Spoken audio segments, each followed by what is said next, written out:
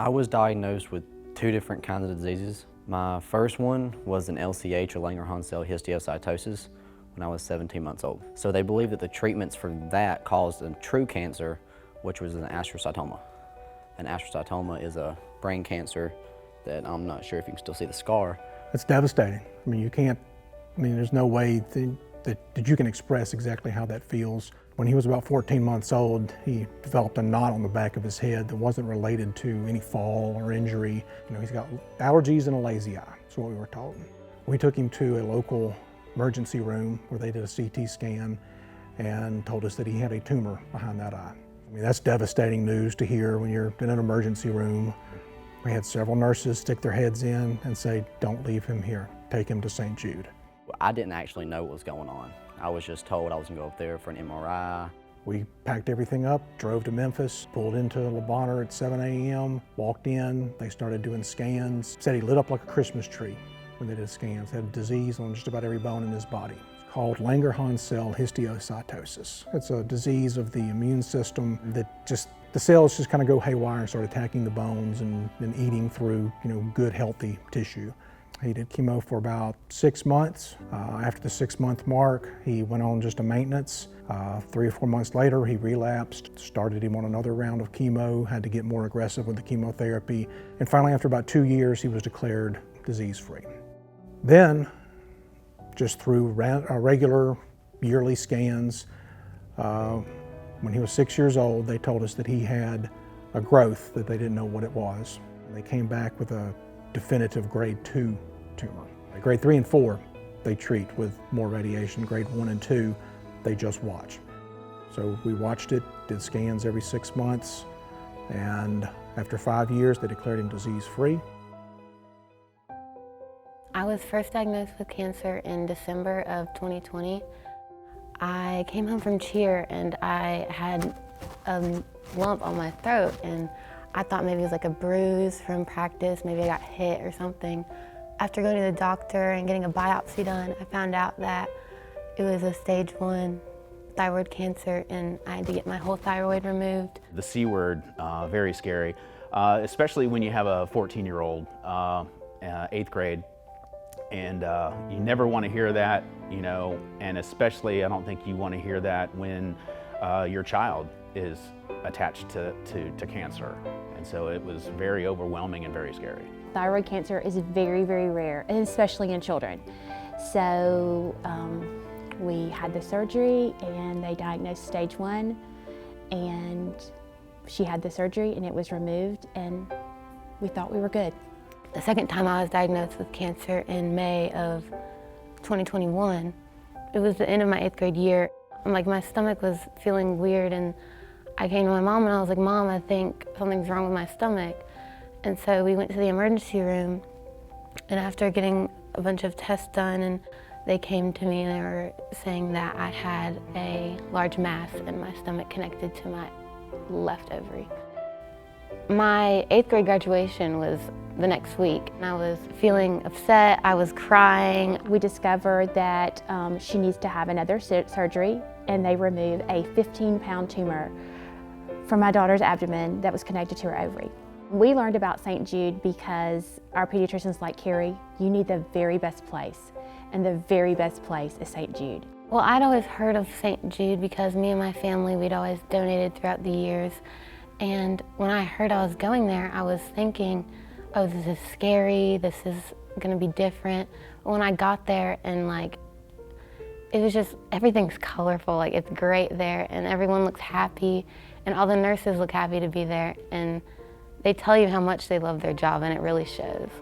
Top notch is an understatement. They have the best equipment, they have the best facilities, they have the best doctors. My oncologist and my doctor are one of the best people, the best people I know. They have the best doctors, they have the best nurses, all the best equipment.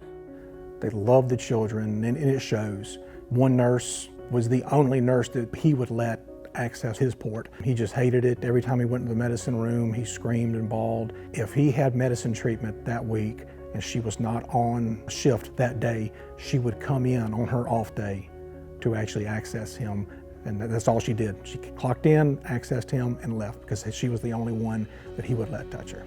You know, there's a misconception with a lot of different hospitals that treat cancer.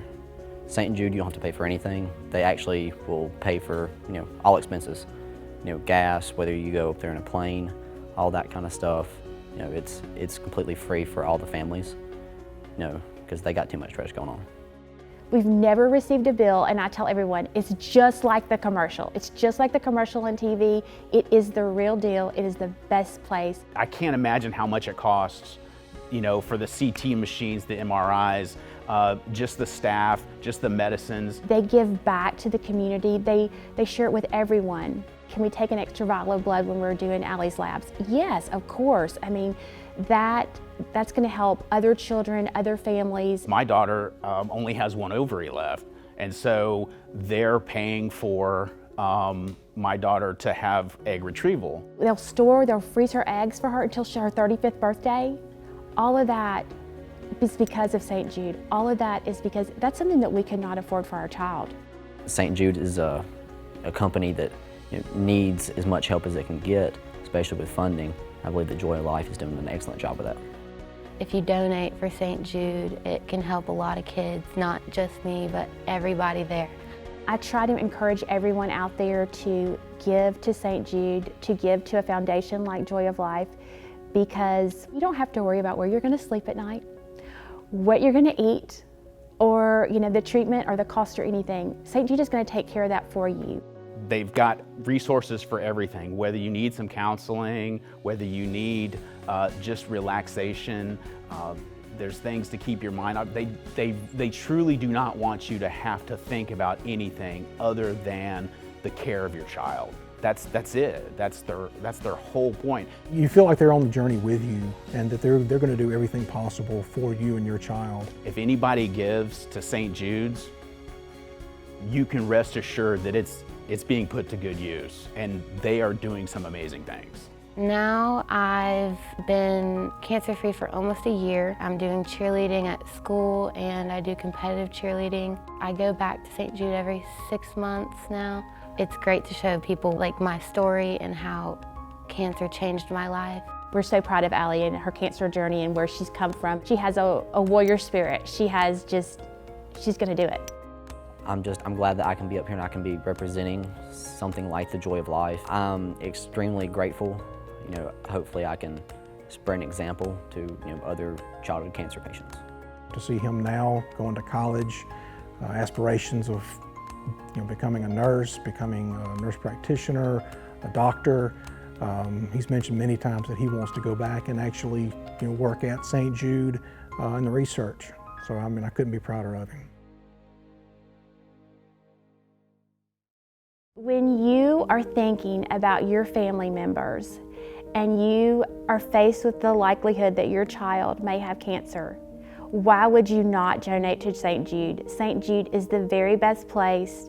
The research is given back into the community. You have just helped yourself, your family, those children that are diagnosed with cancer, and you've given them hope, and hope is a tremendous blessing. So I would ask you tonight just to open your hearts and to really pray about it and know that when you give to St. Jude, you're giving to the very best place in the world.